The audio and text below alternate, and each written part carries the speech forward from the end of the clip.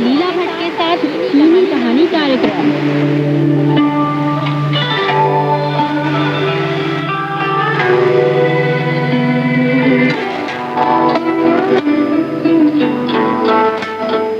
यह China radio international है और आप सुन रहे हैं अपनी दोस्त और होस्ट लीला भट्ट को।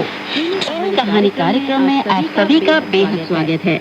दोस्तों, चीनी कहानी कार्यक्रम के अंतर्गत हम सुन रहे हैं चीन की लोक कथाएं, जिसमें हम सुन रहे हैं कहानी विचित्र पंछी।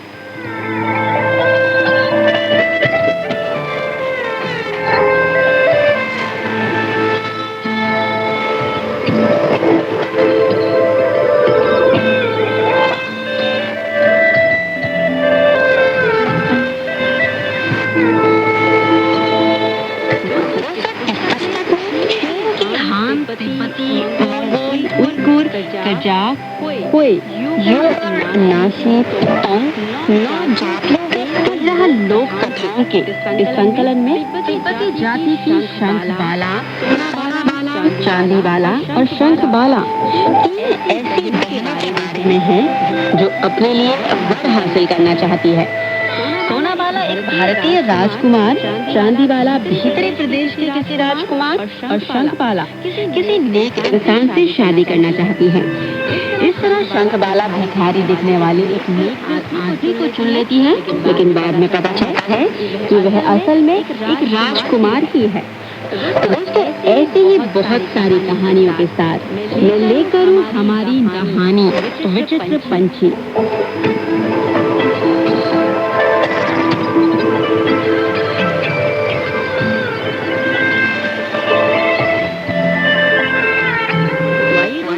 शुरू करते हैं आज का प्रोग्राम और सुनते हैं नासी जाति की लोक कथा सोने और सुनहरा हिरन।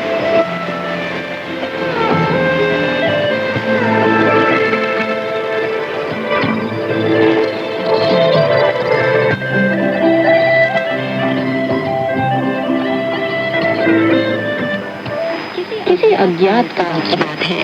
नासी जाति का एक गरीब जोड़ा घूमते फिरते चीड़ झील के किनारे पहुंचा और उसने चीड़ के जंगल में लकड़ियों की एक झोपड़ी बना ली और उसी में रहना भी शुरू कर दिया।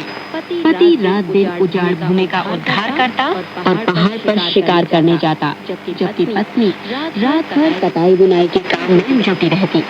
बहुत गरीब होने पर भी उनकी जिंदगी सुखमय और शांतिपूर्ण थी।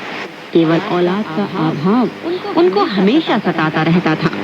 बेटे की तीव्र चाह के कारण वे अक्सर खाना खाते समय मेज पर 3 कटोरे और 3 जोड़े चॉपस्टिक रखते थे और सन के भी 3 कपड़े सलवाते थे।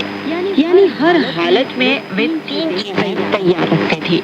एक घंटों रात को अंगीठी के पास सन के सूत्र काटते हुए पत्नी की आंख लग गई और उसने एक सपना देखा।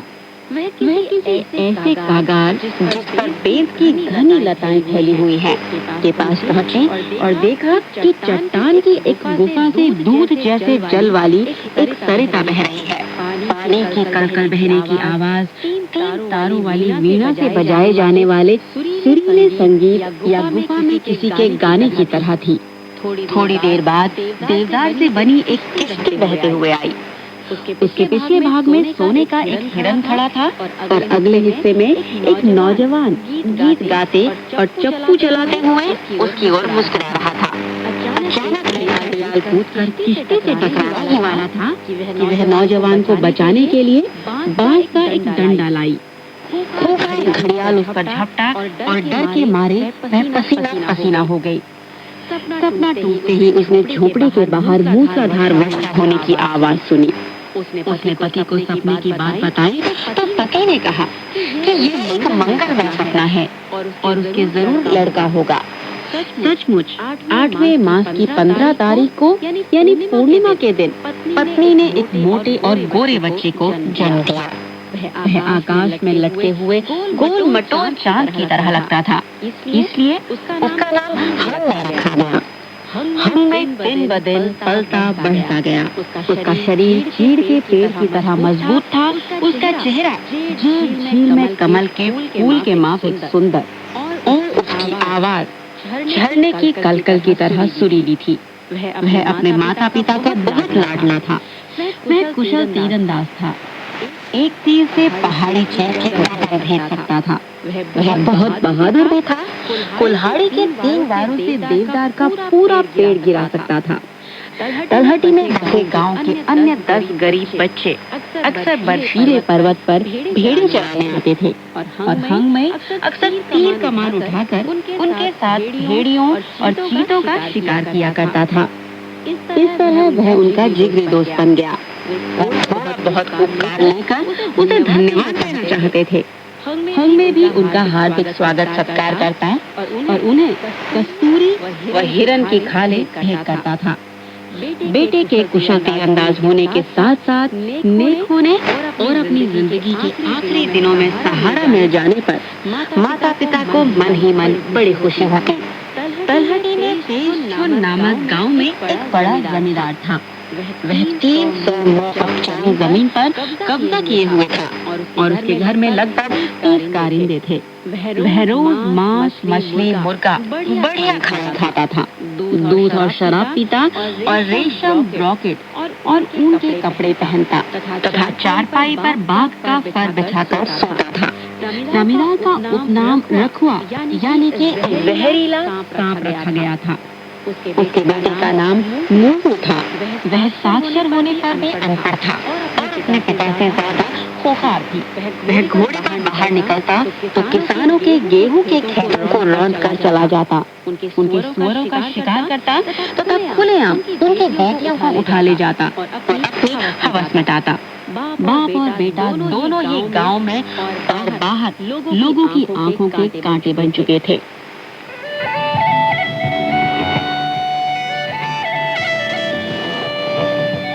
दोस्तों, चीनी कहानी कार्यक्रम के अंतर्गत हम सुन रहे हैं नासी जाति की लोक कथा हिरन।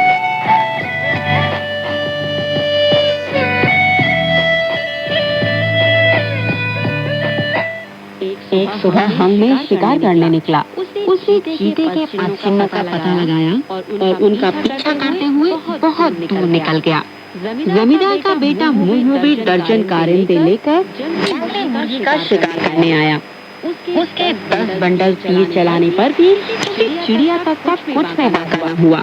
गुस्से में वह अपने पांव पटकता रहा। फिर पहाड़ से उतरते हुए वह जेल झील के पांव से गुजरा तो उसे हंगमे के घर में लटके लोमड़ी के फर, हिरन के सींग और एक जंगली मुर्गी देखी। वह उनकी ओर ऐसे लपका जैसे कोई भेड़िया मेमने पर झपट रहा हो और उसने तमाम चीजें छीन कर झोपड़ी खाली कर दी। हंगमे का पिता आग बबूला हो उठा और उसने तीर चलाकर मुंहू की बाईं आंख निकाल दी। उधर हंगमे की माँ ने तकले से मार मार कर उसकी नाक चपटी कर दी। मुंहू दर्द के मारे पागल होकर चिल्लाने लगा और उसने अपने कारिंदों को हंगमे की माँ को मौत के घाट उतारने की आज्ञा दी। उसके बाप को लकड़ी के खंबे से बांध दिया गया और झोपड़ी को आग लगा दी गई। क्षण भर में धुआं व आग की लपटें जोरों से उठने लगी। यह देखकर मुंहू और उसके कारिंदे हंसते हंसते लौट गए। हंगमे चीते का शिकार करके घर लौटा तो उसने देखा कि उनकी झोपड़ी जलकर भस्म हो चुकी थी। बाप आग में झुलस कर मर गया और खून के निशानों से भरी माँ की लाश जमीन पर पड़ी हुई थी। उसे ऐसा लगा मानो उस पर कोई वज्रपात हो गया हो। वह फूट फूट कर रोने लगा। उसका क्रंदन तेज हवा की साई साई की ही तरह सुनाई दे रहा था और उसके आंसुओं की धारा मूसलाधार वर्षा की तरह गिर रही थी। उसने सिर उठाकर आकाश से पूछा, कौन है मेरा दुश्मन? मगर आकाश भी खामोश रहा। उसने फिर सिर नीचे करके झील के जल से पूछा, कौन है मेरा शत्रु? झील का जल भी झिलमिलाते हुए चुप साधे रहा। हंगमे का दिल गुस्से से भड़क उठा। हंगमे खानाबदोश हो गया और उसके पास तीर कमान के सिवा कुछ भी नहीं बचा। वह आवारों की तरह भटकने लगा। दिन में वह करुणा में गीत गाता, रात किसी गुफा में काट लेता।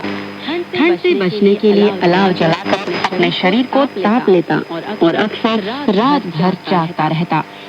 एक सुबह बाघ की गुर्राहट की आवाज से गुफा के आसपास की घास भी कांपने लगी। हंग में गुफा से बाहर निकला तो देखा एक सुनहरा हिरन काले बाघ से बचने के लिए भाग रहा है। हंग में ने तुरंत तीर चलाकर बाघ को मार डाला। सुनहरे हिरन ने सिर घुमाकर हंग में पर एक नजर डाली और वह उछल के कूदता उसके पास आया। उसके प्रति आभार प्रकट करने के लिए उसके हाथ चाटने लगा। उस प्यारे हिरन के बाल सुनहरे थे और सींग लाल। हंग ने उसे उठाकर गुफा के अंदर ले गया। ठंड भगाने के लिए वह हिरन से सट जाता और पेट की आग बुझाने के लिए पर्वत से जंगली सब्जी चुन चुन कर लाता। दोनों भाइयों की तरह रहने लगे। दूसरे या तीसरे चंद्रमास में पितर श्राद्ध पर्व था। हंग में सुनहरे हिरन को अपने माता पिता की पूजा करने के लिए ले गया। अपने माँ बाप की हत्या की याद आते ही वह अत्यंत दुखी हो गया और अपनी व्यथा हिरन को सुनाने लगा। हिरन, क्या मेरी बात तेरी समझ में आती है? तुम्हें मालूम है कि मेरी व्यथा क्या है और मुझे इस व्यथा से निकालने की क्या कोई तरकीब है? हिरन ने हाँ में अपना सिर हिलाया और बोला, तुम जो खाना या पहनना चाहते हो मुझे बताओ। हंग को यह सुनकर ताज्जुब के साथ साथ खुशी भी हुई। उसने विनम्र होकर कहा, मुझे खाने के लिए न तो बढ़िया चीजें चाहिए और न ही पहनने के लिए रेशम और ब्रॉकेट। मुझे तो बदला लेने के लिए एक तलवार, उजाड़ भूमि का उद्धार करने के लिए एक कुदाल, खेत जोतने के लिए एक बैल, अनाज पैदा करने के लिए एक बंडल बीज और फसल काटने के लिए एक हथियार चाहिए। हिरन ने गुफा के द्वार पर जाकर 3 बार अपना सिर हिलाया और श्वेत मेघ को बुलाया। फिर उसने 3 बार आवाज दी। उसकी सुरीली आवाज से श्वेत मेघ में अचानक एक दरार पड़ गई और हंग की जरूरत की चीजें एक के बाद एक जमीन पर गिरने लगी। हंग बैल हाँकते हुए कृषि के औजार लेकर झील तट पर लौटा। वहाँ उसने पेड़ काटकर मकान बनाया और खेती बाड़ी शुरू कर दी। बाद में उसने पहाड़ी तलहटी के गांव में बसे 10 छोकरे छोकरियों को भी एक साथ रहने का निमंत्रण दिया। इस तरह उनकी जिंदगी अधिकाधिक सुखमय हो गई।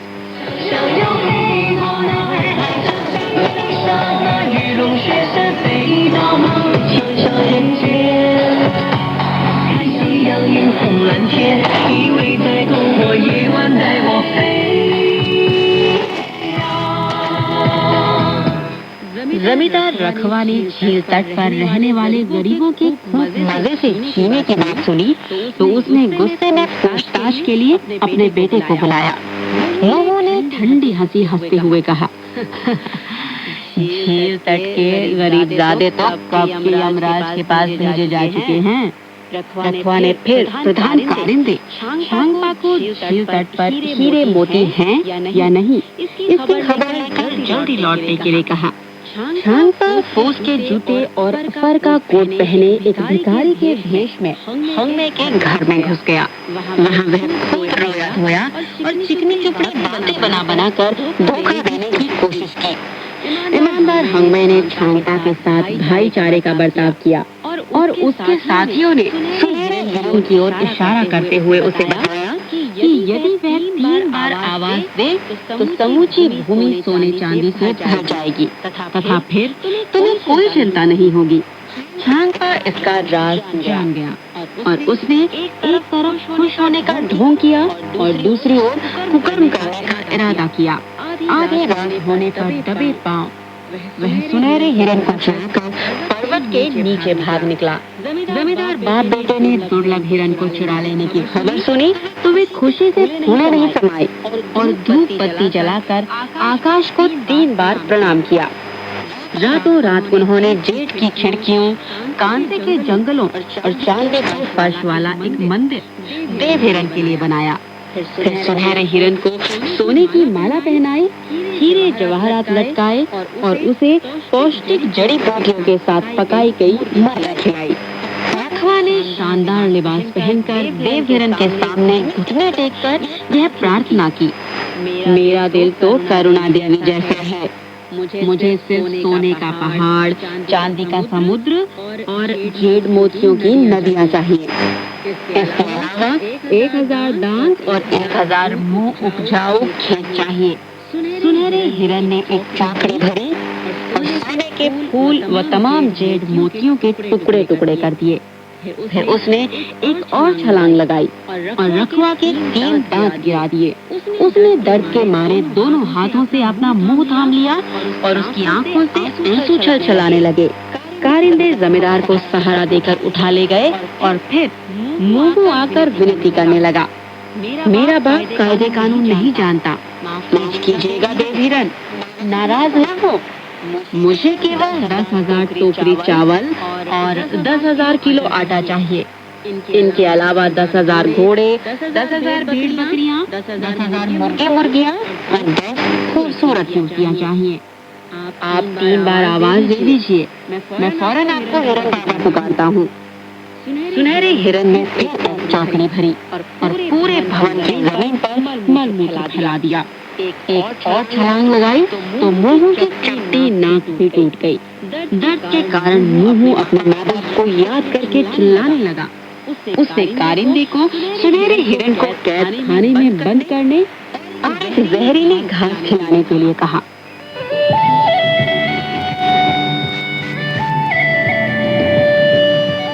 दोस्तों, चीनी कहानी कार्यक्रम के अंतर्गत हम सुन रहे हैं नाशी जाति की लोक कथा और सुनहरा हिरन।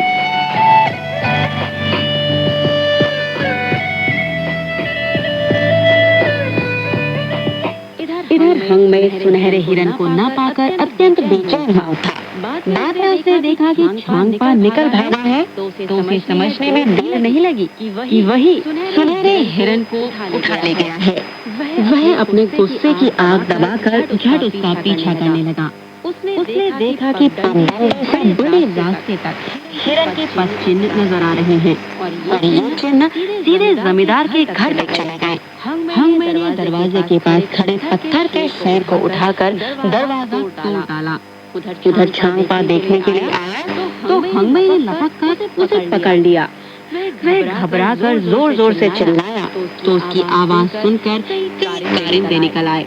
हमें जल्दी में हथियार साथ लाना भूल गए होने की वजह से बंदी बना लिया गया। मुंहू ने हंगमे की ओर घूरते हुए छांगपा से कहा, मालूम नहीं कि इन 2 गरीब दादों की कोई औलाद बची है या नहीं।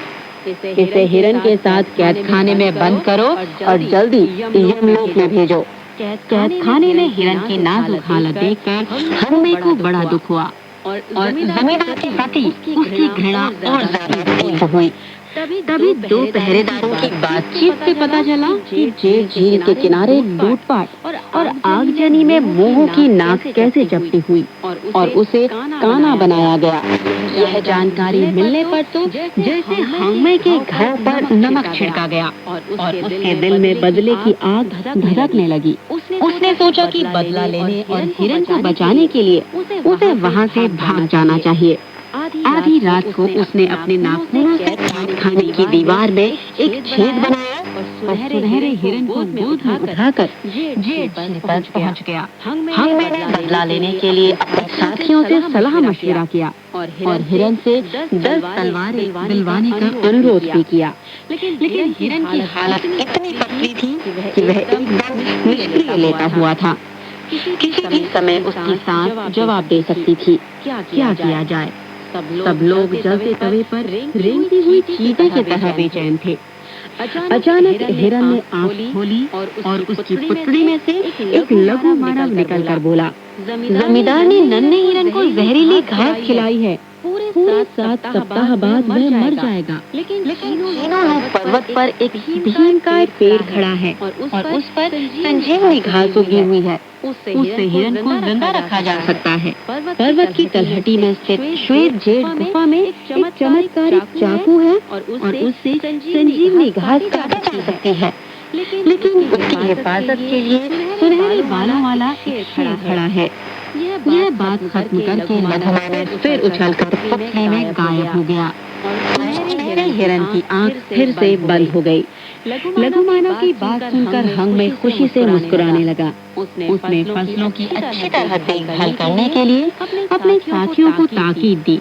सुनहरे हिरन का समुचित बंदोबस्त किया और वह खुद तीर कमान उठाकर संजीवनी घास की खोज करने के लिए निकल पड़ा।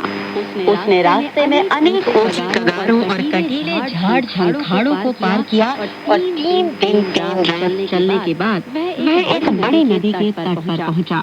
नदी पाट इतना चौड़ा था कि उसका दूसरा तट दिखाई नहीं दे रहा था और नदी पार करने के लिए कोई नाव भी नहीं थी। इससे उसे बड़ी परेशानी हुई।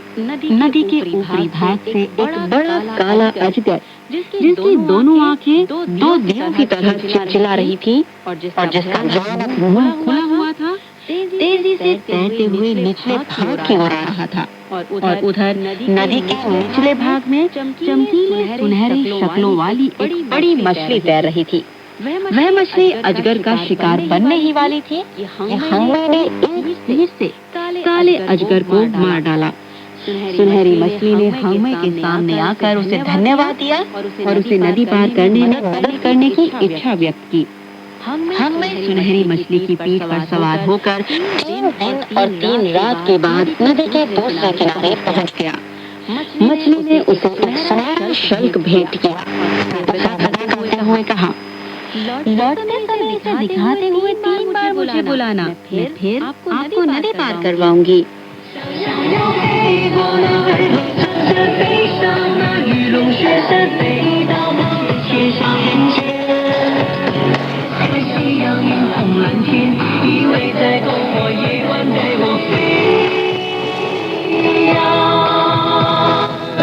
हंगमे ने मछली का सुनहरा शल्क अच्छी तरह रख लिया और फिर तूफान व आंधी का सामना करते हुए 3 दिन और 3 रात का रास्ता तय किया तो वह एक जंगल के पास पहुंचा। जंगल में ऊंचे पेड़ खड़े थे। बेल की लताएं जाल की तरह फैली हुई थी और जमीन एकदम दलदली थी। उस पर चलना बिल्कुल संभव नहीं था। वह फिर बेचैन हो रहा था कि जंगल से एक भैंसा सामने आया। उसके बड़े सींगों पर छोटे सींग भी निकले हुए थे। भैंसे के पीछे पीछे उसका खून चूसने के लिए गोमक्खियों का एक बड़ा झुंड उड़ रहा था। लाल भैंसा करुणा में आवाज से चिल्लाता रहा, मगर वह गोमक्खियों से पिंड नहीं छुड़ा पा रहा था। हंगमे ने तीर से गोमक्खियों को मारने की कोशिश की, लेकिन वह उनका सफाया नहीं कर सका। फिर उसने दिमाग लगाकर चकमक से सूखी घास जलाई। गोमक्खियां आग पर झपटी और जलकर राख हो गई। लाल भैंसा हंगमे को धन्यवाद देने आया और उसे जंगल पार करने में मदद करने का वचन दिया। हंगमे भैंसे पर सवार हुआ, कमान उसके सींगों पर लटका दिया और 3 दिन 3 रात चलने के बाद जंगल पार कर लिया। लाल भैंसे ने अपना एक छोटा सींग हंगमे को देते हुए कहा, लौटते समय इसे दिखाते हुए 3 बार मुझे बुलाइए, मैं फिर आकर आपको जंगल पार करवा दूंगा। हंगमे ने लाल भैंसे के सींग को संभालकर अपना सफर फिर जारी रखा। 3 दिन 3 रात के बाद वह एक बर्फीले मैदान में पहुंच गया। दिन में सूरज की रोशनी में हिम पर्वतों की चमक से आंखें चुंधियाती थी। रात में ठंडी हवा में दोनों पैरों के रोंगटे खड़े हो जाते थे। हंगमे बड़ा परेशान हुआ। तभी पूर्व की ओर से आकाश में एक भीमकाय सफेद कबूतर उड़ते हुए आया और उधर पश्चिमी दिशा से एक खोखला चील अपने पंख फड़फड़ाती हुई आई। चील के पंजे चाकू की तरह तीखे थे और चोंच लंबी पर्ची के समान। वह एकदम सफेद कबूतर पर झटक पड़ी और अपनी चोंच से उसे धड़ाधड़ मारने लगी। देखते ही सफेद कबूतर शिकार करने ही वाला था कि हंगमे ने एक तीर से चील का सिर बीन दिया और वह एक पहाड़ी पत्थर की तरह गिर पड़ी। सफेद कबूतर ने हंगमे के प्रति अपना आभार प्रकट किया और उसे उठाकर बर्फीले मैदान को पार करने का वादा किया। हंगमे कबूतर पर सवार होकर 3 दिन 3 रात उड़ने के बाद मैदान को पार कर सका। कबूतर ने उसे अपना पर देते हुए कहा, वापस आते वक्त इसे दिखाकर 3 बार मुझे आवाज दीजिए, मैं फिर आकर आपको इसे पार करवाऊंगा।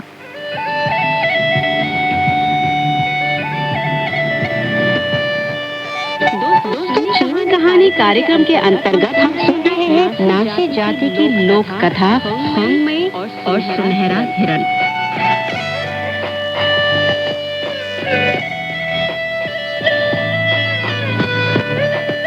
हंगमे कबूतर का पर अच्छी तरह रखकर फिर आगे बढ़ा। दिन में और रात में ठंड की परवाह न करते हुए वह चलता रहा और 3 दिन 3 रात के बाद वह एक गांव में पहुंच गया। सभी का पानी कैसे बह रहा था और धान के फूलों की सुगंध आ रही थी।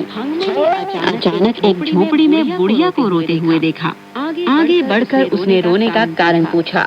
बुढ़िया ने उत्तरी पर्वत पर काले बादलों से घिरी एक गुफा की ओर संकेत करते हुए कहा, कुछ दिन पहले वहाँ से एक पिशाच गांव में बैल बकरियों को खाने आया और उसने लोगों का अपहरण करके उन्हें भी दास बना लिया। मेरी इकलौती बेटी आचे का अपहरण हुए 10 दिन हो गए और अभी तक उसके बारे में कोई खबर नहीं मिली। यह सुनकर हंगमे ने सोचा कि इंसान की जान बचाना सबसे महत्वपूर्ण है।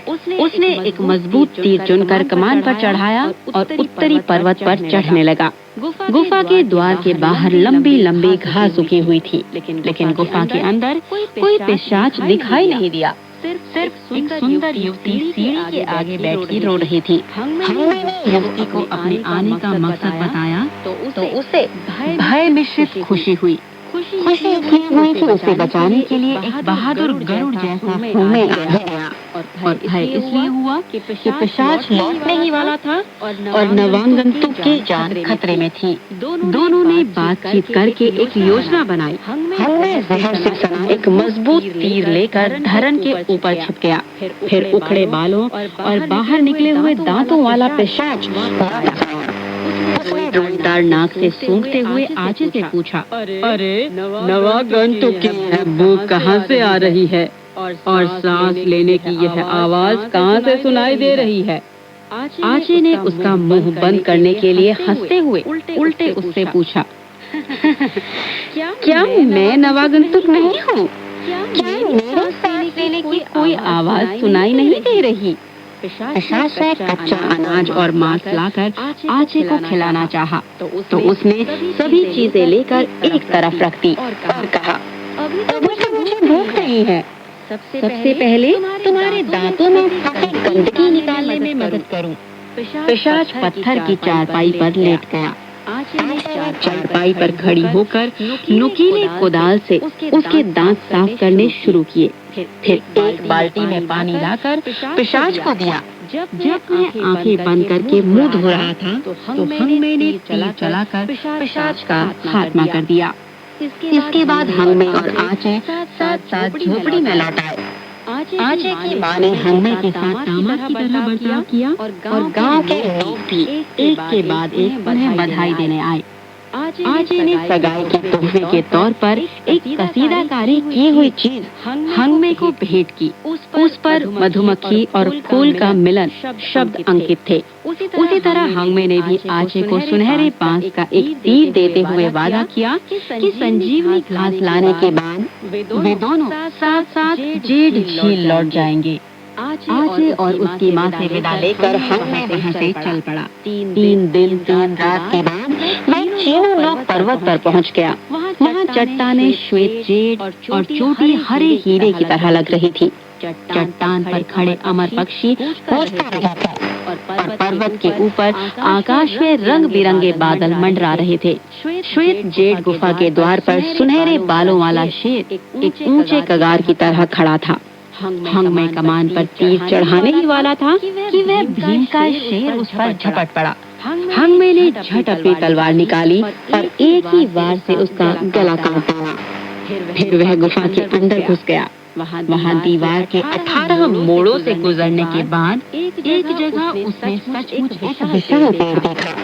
उसकी 18 टहनियों पर सतरंगी खुशबूदार घास उगी हुई थी और जो कोई उसे सूंघ ले उसमें तिगुनी शक्ति पैदा हो सकती थी। हंगमे ने चमत्कारिक चाकू से घास काटे, बिजली से चमकी, कटी हुई घास के पौधों पर फिर नए कोपले निकल आई और क्षण भर में ही घास पहले की ही तरह बन गई। यह देखकर हंगमे खुशी से उछलने लगा और संजीवनी घास लेकर आचे के पास लौट गया। फिर वह माँ बेटी के साथ अपने घर की ओर चल पड़ा। रास्ते में सफेद कबूतर, लाल भैंसे और सुनहरी मछली की मदद से उन्होंने बर्फीले मैदान, जंगल और विशाल नदी को पार किया। इस सफर में कुल 48 दिन लगे। आचे और उसकी माँ जेठ झील के तट पर पहुँचे। जेठ झील का पानी गंदा हो गया। चीड़ के जंगल में धुआं लगा था। इसका पहले किसी को गुमान भी नहीं था। दरअसल बात यह थी कि हंगमे के चले जाने के बाद जमींदार ने हंगमे और सुनहरे हिरन को पकड़ने के लिए अपने कारिंदे को भेजा था और उन्होंने नए मकान को जला दिया था और झील का पानी गंदा कर डाला था। हंगमे के 10 साथी जंगल में भाग गए और सुनहरा हिरन गुफा में छिपा रहा। 49वें दिन हंगमे ने अपने साथियों को खोज निकाला और साथ ही उसने संजीवनी घास से सुनहरे हिरन को भी बचा लिया। हिरन ने खुशी से 3 बार आवाज दी और श्वेत मेघ की दरार से 10 घोड़े उड़ते आए। इनके साथ 10 देदीप्यमान तलवारें भी थी। जमींदार से बदला लेने के लिए हंगमे सुनहरे हिरन पर और उसके 10 साथी सर पर दौड़ने वाले घोड़ों पर सवार होकर पर्वत के नीचे उतर आए। घमासान युद्ध हुआ।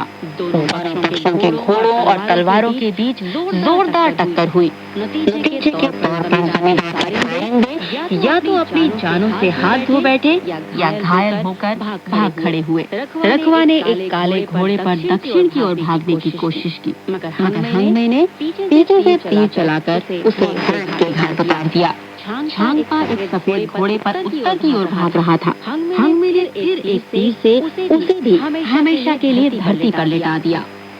उधर मुंह घबराकर पागल हो रहा था। उसके भी तलवारों से टुकड़े कर दिए गए। हंगमे ने जमींदार की तमाम दासों को मुक्त कर दिया। उसकी तमाम संपत्ति गांव वासियों को बांट दी और जमींदार के विशाल मकान को भी जला डाला। हंगमे और उसके साथी जेठ झील पर लौट आए। उन्होंने मिलकर मकान बनाने शुरू किए, खेती बाड़ी की और गाय भेड़ों का पालन किया। पुरुष लोग शिकार करने पर्वत पर जाते और महिलाएं घर में कताई बुनाई का काम करती। हंगमे और आचे की शादी के दिन ही उन्होंने बाकी साथियों के लिए बरेखी का काम किया। इस तरह 5 और शादियां भी हुई। खुशी के जाम पेश किए जा रहे थे। श्वेत सारस नाच रहा था। पहाड़ी गीत गाए जा रहे थे और मुरलियों की सुरीली आवाजें सुनाई दे रही थी। सब लोग इतने खुश थे कि जेठ झील भी बड़े बड़े नीली आंखें खोले बड़ी उत्सुकता के साथ उन्हें निहार रही थी।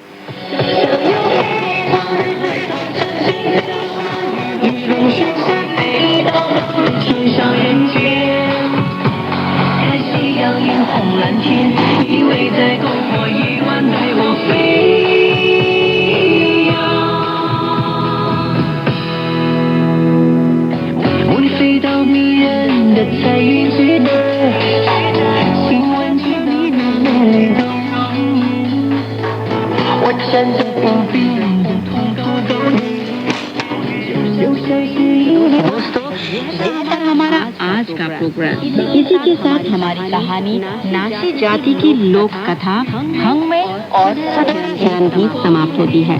तो दोस्तों अगले अंक में फिर होगी आपसे मुलाकात एक नई कहानी के साथ। तब तक स्वस्थ रहिए, मुस्कुराते रहिए, रखिए अपना ध्यान और दीजिए अपनी दोस्त और होस्ट को इजाजत। नमस्कार, बाय बाय।